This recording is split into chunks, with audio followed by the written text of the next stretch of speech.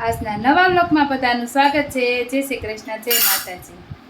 જો આજે અમારે અત્યારમાં બનાવવાની છે ફ્રૂટી બનાવી છે। જય શ્રી કૃષ્ણ મમ્મી। જય શ્રી કૃષ્ણ। અહીંયા ફઈ વાસણ લૂસે છે। જય શ્રી કૃષ્ણ ફઈ। તો ફઈને વાસણ લૂસા બેહાર દીધા છે અને ફ્રૂટી બનાવી છે એટલે મમ્મી અહીંયા રસ કાઢે છે। હા, આપણે જો આ રસ કાઢી લઈએ પછી આને સને અમે ફ્રૂટી હા ગરમ કરશું, પણ ફ્રૂટી રાજાપુરી કેરીની તો સરસ લાગે, ફ્રૂટી સ્વાદ તો આવે। રાજાપુરી ને કેસર બે નાખી છે અત્યારે તો। કેસર તો 2-4 જ હતી। હા હા, રાજાપુરી જો અમે અહીંયા તપેલું ભરતા જાય છે મમ્મી, આમાંથી કાઢતા જાય છે ને આમાં નાખતા જાય છે। હા, હવે કેરી કેરી રહેશે। હા, રસરા પછી હવે કેરીનો દાબો નાખ્યો છે પણ હજી પાકશે। હા, વધારે બનાવી છે પછી બનાવી પછી પાકી જાય ત્યારે પાછી બનાવી નાખશું। હા અત્યારે રાજાપુરી બહુ પાકી ગઈ હતી તો કીધું આપણે ફ્રૂટી બનાવી નાખવી। હા, બધાને બહુ ભાવે છે। આ મારે આ મોરબો ભરવાનો છે।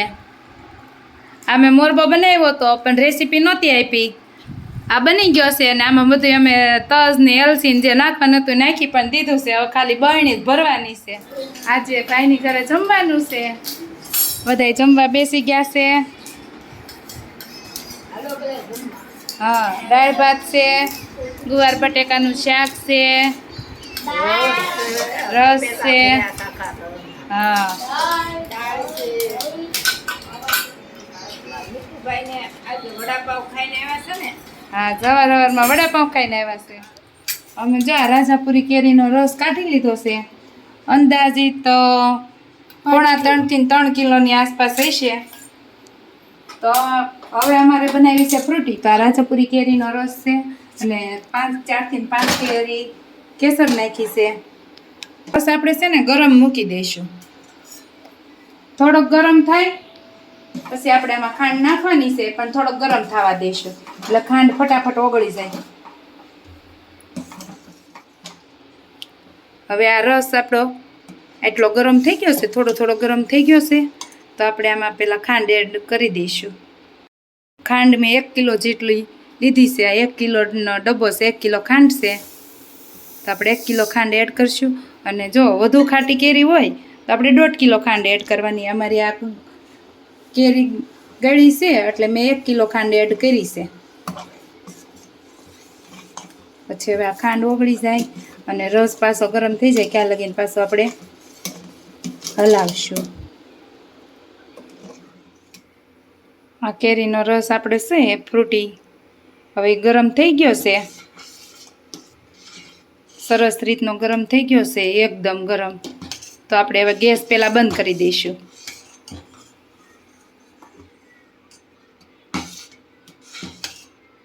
ગેસ બંધ કરી હું આ ભારત શરબતનું પાઉચ છે એ હું લઈ આવીશું મેંગો ફ્લેવરમાં। તો હવે આ આપણે ખોલી અને આપણે આ ફ્રૂટીમાં નાખશું એટલે સારી રીતનો ફ્રૂટીનો ફ્લેવર આવે અને સારી રીત આપણે, અને પછી આપણે આ ફ્રૂટી આપણે આખું વરસ રાખવી હોય તો એ સરસ રહે। આ પેકેટ મેં તોડી લીધું છે, એમાંથી ના કાચની એક બોટલ નીકળી છે અને એક આ પાઉચ નીકળ્યું છે। તો હવે આપણે પાઉચ અને બોટલ બે તોડી અને આમાં એડ કરી દઈશું। હા, પહેલાં આપણે પાવડર એડ કરી દઈશું, પછી મેં આ બોટલ લીધી છે હવે એ એડ કરી દઈશું। આપણે આને સારી રીતે મિક્સ કરી દઈએ।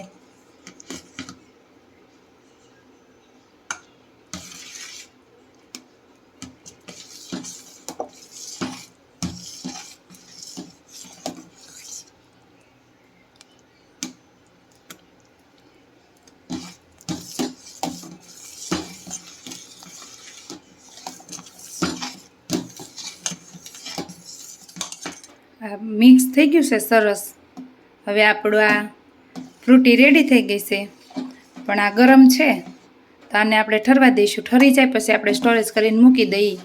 અને આ ગરમ હોય એટલે તમે આખું વરસ બહાર ફ્રીજમાં રાખવાની જરૂર નથી પડતી અને બહાર બોટલ ભરીને મૂકી દો તોય પણ સારું રહેશે। કોઈ મહેમાન આવે તો ઠંડા પાણીમાં આપણે થોડુંક નાખી અને બનાવી શકીએ। એકદમ બહાર જેવી ફ્રૂટીનો સ્વાદ આવે છે, બહુ મસ્ત લાગે છે. તમે પણ ઘરે એકવાર ટ્રાય કરીને જોઈ જુઓ. 4:45 વાગી ગયા છે. હા, બા બનાવે છે શીરો. જીરો ખાવા.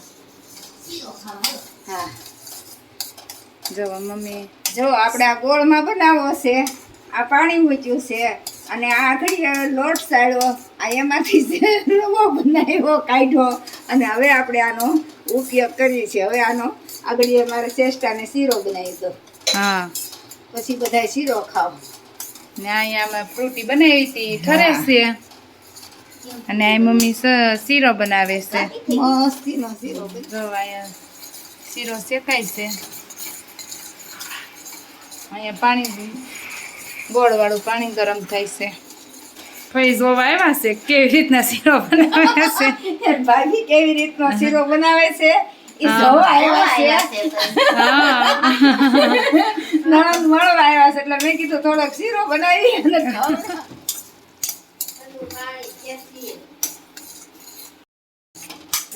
શેકાઈ ગયો છે. શીરો શેકાઈ ગયો છે, અને હવે આપણે નાખીએ છીએ પાણી, ગોળવાળું પાણી.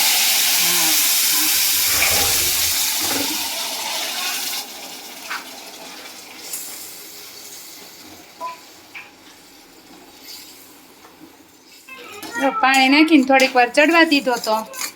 જાડો હતો ને. હા, એટલે થોડીક વાર ચડવા દેવો પડે. એમાં તો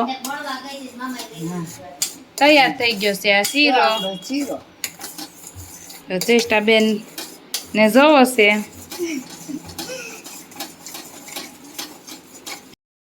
તૈયાર થઈ ગયો છે શીરો. હાલો બધાય શીરો અમે ખાવા. શીરો ખાવા બેસી ગયા છીએ.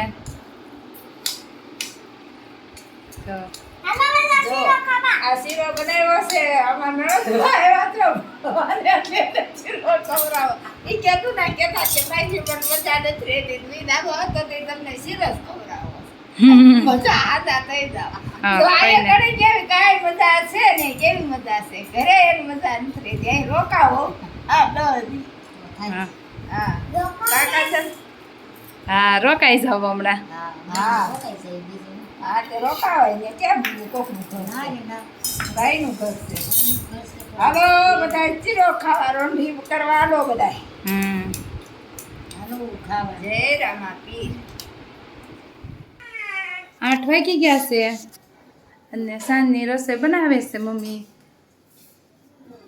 રસોઈમાં બનાવ્યું છે અડદની દાળ, જાર ને મકાઈના રોટલા. અડદની દાળ બનાવી છે. હા, હાલો ખાવાની બહુ મજા આવશે બધાને. હા, પધારો ખાવા બધાય. હા, અમે જારના જ રોટલા બનાવી છીએ. જાર, મગ, મકાઈ અને ચોખા, આ ત્રણ ચાર ચાર વસ્તુના વસ્તુ. રોટલા બનાવેલા છે. હા, આપણે જો અડદની દાળ અડદની છે. દાળ બને છે. હા, આજે મેં આ 2 ગ્રીન વાઘા પૂરા કર્યા છે અને યલો કલરનું કટિંગ કરીને માંડી દીધા છે. થોડુંક અડધો થયો છે ને અડધો બાકી છે. તો હવે આપણે અડધો કાલ કરશું. આજના મારા વિડીયોને હું અહીંયા જ એન્ડ કરીશ. જો તમને અમારા આજના વિડીયો ગમ્યો હોય તો લાઈક કરો, શેર કરો, કમેન્ટ કરો અને સબસ્ક્રાઈબ કરવાનું ભૂલતા નહીં. Bye bye.